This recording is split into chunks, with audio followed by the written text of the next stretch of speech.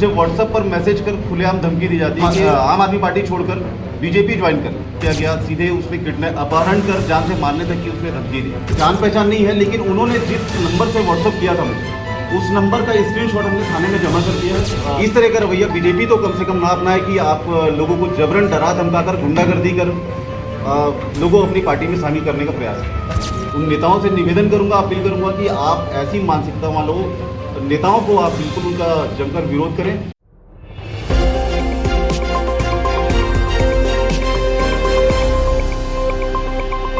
आम आदमी पार्टी के जिला सचिव को मिली अपहरण कर जान से मारने की धमकी। लोकसभा चुनाव के तीसरे चरण के मतदान खत्म होने के ठीक 2 दिन बाद आम आदमी पार्टी ने प्रेस वार्ता कर आज सनसनीखेज जानकारी साझा की है। आम आदमी पार्टी के दुर्ग जिला सचिव संजीत विश्वकर्मा ने खुलासा करते हुए बताया कि उन्हें अज्ञात नंबर से व्हाट्सएप चैट कर पहले तो भाजपा में प्रवेश करने के लिए दबाव बनाने का प्रयास किया गया। मना करने पर गंदी गंदी गाली गलौज लिखते हुए अपहरण कर जान से मारने की धमकी भी दी गयी। पूरे मामले में पुलिस ने नेवई थाना में एफआईआर दर्ज कर मामले की जांच शुरू कर दी है। जैसा कि आप सभी जानते हैं कि जिस विषय को लेकर आज की प्रेस वार्ता रखी गई है, विषय महत्वपूर्ण इसलिए हो जाता है कि दिनांक 7 तारीख को जब मतदान हो गया, मतदान के बाद में बीजेपी के किसी नेता द्वारा मुझे व्हाट्सएप पर मैसेज कर खुलेआम धमकी दी जाती है कि बीजेपी छोड़कर आम आदमी पार्टी छोड़कर बीजेपी ज्वाइन कर।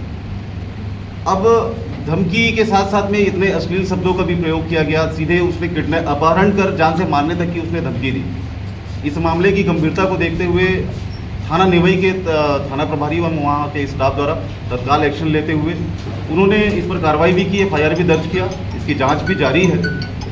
लेकिन कहीं ना कहीं बीजेपी के उस ओछी मानसिकता वाले नेता से मैं ये कहना चाहूँगा कि आम आदमी पार्टी का कोई भी नेता ऐसा नहीं जो किसी से डरने वाला है, जो उनके दबाव में उनके डर से आम आदमी पार्टी छोड़कर बीजेपी में शामिल हो जाएगा। मैं बल्कि बीजेपी के नेताओं से, अच्छे नेताओं से अपील भी करूँगा कि आप लोग ऐसे गंदे तरीके से राजनीति करने वाले नेताओं को, जो लोग इस तरह से डराने धमकाने वाला काम करते हैं, गुंडागर्दी करते हैं बीजेपी में रहकर, उनका खुलकर विरोध करें और खुलकर उनका सामना करें। कहीं कहीं वैसे कभी कभी जो अच्छे नेता होते हैं बीजेपी के, वो भी टिकट कट जाने के डर से चुप बैठे रह जाते हैं, जो कि बिल्कुल ठीक नहीं।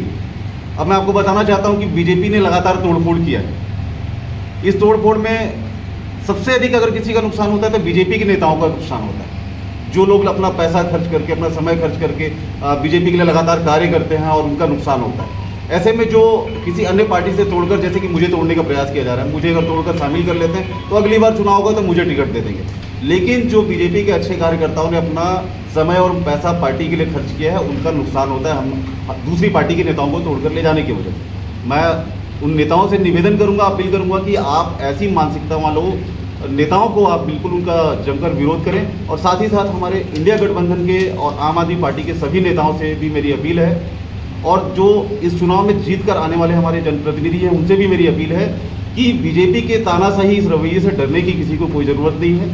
इनके दबाव या इनके डर की वजह से या इनकी तानाशाही की वजह से पार्टी छोड़ने की ज़रूरत नहीं है। सब अपनी जगह पर डटे रहें। और बीजेपी को हम लोग आज इस प्रेस वार्ता के माध्यम से हम सुनिश्चित कर देना चाहते हैं कि आप चाहे जितनी भी अपनी तानाशाही दिखा लो, गुंडागर्दी दिखा लो, हम डरने वाले नहीं। हम इसी तरह से अपना कार्य करते रहेंगे। आज की प्रेस वार्ता इसलिए लेना जरूरी था कि हम ये बताना चाहते हैं कि ये विषय कोई मामूली नहीं है, बहुत ही गंभीर विषय है। व्हाट्सएप पर सीधे धमकी देना कि आपको अपहरण करवा लेंगे, आपको जान से मार देंगे, मतलब कि ये मामूली विषय नहीं है। अगर मेरे साथ कल को कुछ होता भी है तो कम से कम आप मीडिया के साथियों द्वारा उस व्यक्ति के ऊपर में कार्रवाई कराने के लिए आई कि मुझे सहयोग तो मिल सकेगा। इसलिए आज की ये प्रेस वार्ता रखी गई है, जिसमें हमारे सभी साथी आम आदमी पार्टी के दुर्ग जिले से शामिल हैं। ये कौन लोग हैं जो आपको धमकी दे रहे हैं, जिस प्रकार से आपको व्हाट्सएप पे आप धमकी दिए हैं, ये कौन लोग हैं? क्या आपकी पुरानी पहचान है या किसी के ऊपर शक? जी देखिए, उनसे मेरी कोई ऐसी जान पहचान नहीं है, लेकिन उन्होंने जिस नंबर से व्हाट्सएप किया था मुझे, उस नंबर का स्क्रीनशॉट हमने थाने में जमा कर दिया है। पुलिस उस पर कार्रवाई कर रही है, जाँच कर रही है, और जैसे ही इसमें कुछ निकल कर आता है तो फिर हमको आपको जब अगली प्रेस वार्ता करेंगे। नंबर जो है सिम का रजिस्ट्रेशन नंबर तो किसी के नाम से तो होगा, उसको जी बिल्कुल होगा, वो तो थाने में थाना प्रभारी जी के माध्यम से जांच चल रही है।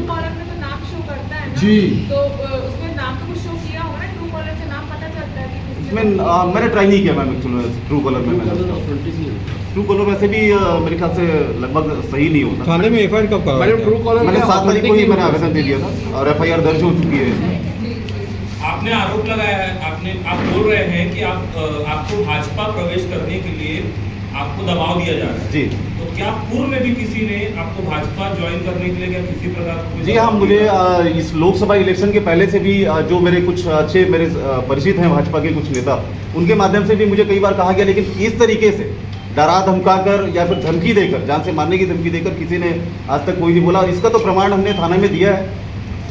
निवाई थाना जांच कर रही है इस विषय पर और निश्चित ही इस पर कार्रवाई भी होगी। और आप सभी से भी निवेदन है कि इस मैसेज को जरूर जनता के बीच पहुंचाएं कि इस तरह का रवैया बीजेपी तो कम से कम ना अपनाए कि आप लोगों को जबरन डरा धमका कर, गुंडागर्दी कर लोगों को अपनी पार्टी में शामिल करने का प्रयास करें। भारतीय जनता पार्टी भाजपा के द्वारा पूरे देश में जो चुने हुए जनप्रतिनिधि हैं, उनके द्वारा जो चुनी हुई सरकारें हैं, उनको डरा धमका कर, उनको प्रेशर में डालकर, बहुत सारी एजेंसियों का दुरुपयोग करके या तो उनको वो अपने पार्टी में शामिल करते हैं और फिर उसके बाद में सरकार जो चुनी हुई रहती है उसको बदलने का प्रयास किया। जैसे आपने मध्य प्रदेश, महाराष्ट्र, उसमें कई जगह आपने देखा है, बोलने की बात नहीं है, मीडिया में ही हमने कई बार देखा है। तो इस तरीके का इनकी शुरू से ये जो आचरण है वो ये लोकतंत्र को के हत्या करने का जो दिख रहा है ये चलता आ रहा है। छत्तीसगढ़ में भी अभी हमने देखा कि जो लोकसभा चुनाव में इंडिया अलायंस के साथ में जो काम चला है और जो चुनाव लड़े हैं और जो हम लोग के पास में जो जानकारी आई, बहुत मजबूती से, बहुत ही एक अच्छी कंपटीशन के वे में उनको एक जवाब मिला है। जनता ने जो सहयोग दिया, जो प्रतिशत मिला है, उसी कड़ी में अभी दुर्ग जिले में आम आदमी पार्टी में हमारे जो साथी हैं, काफ़ी सक्रिय साथी हैं। इन्होंने ना सिर्फ दुर्ग जिले में नहीं बल्कि पूरे छत्तीसगढ़ में भी जो है वो काम किया है, दिल्ली तक जाके काम किया है और वर्तमान में ये जिला के सचिव का दायित्व जो बहुत ही बेहतरीन से निभा रहे हैं। पूरे 6 विधानसभा इनके नेतृत्व में काम करता है। आप लोगों को पता है सचिवालय बहुत ही महत्वपूर्ण रोल अदा करता है किसी भी पार्टी में।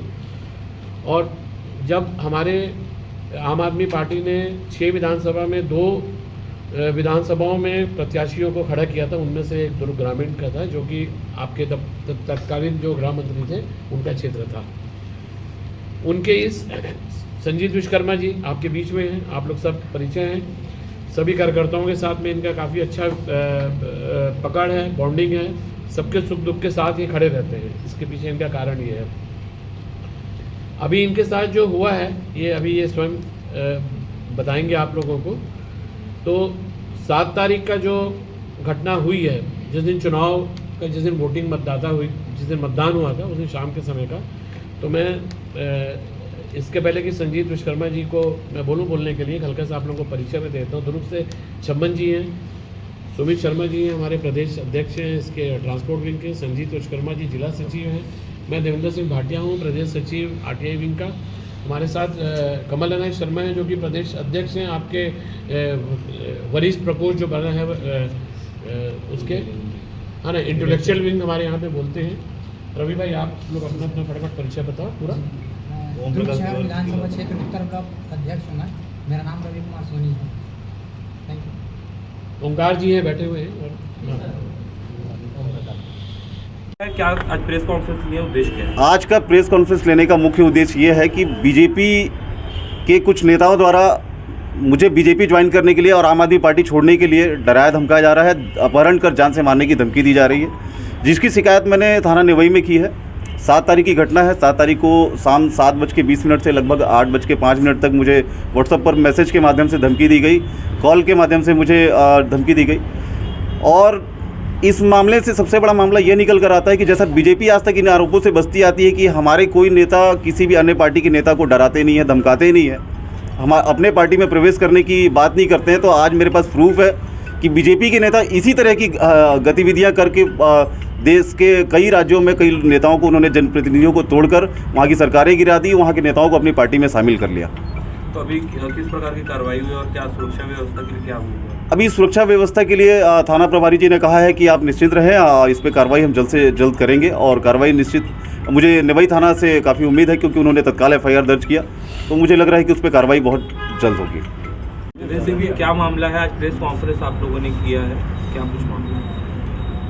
आम आदमी पार्टी दुर्ग जिले के जो जिला सचिव हैं और पूर्व अभी प्रत्याशी भी विधानसभा के रहे हैं, चुनाव लड़ा था उन्होंने, तो उनको भाजपा प्रवेश करने के लिए पहले कहा गया और जब इन्होंने कहा कि नहीं हमने तो अभी इंडिया अलायंस में हम काम कर रहे हैं, तो उनको धमकी दी गई और बहुत ही वल्गर जो थे वो गाली गलौज भी की गई व्हाट्सएप पे, और जिसकी शिकायत इन्होंने बताया कि नेवई थाने में दिया है। यहाँ पर आम आदमी पार्टी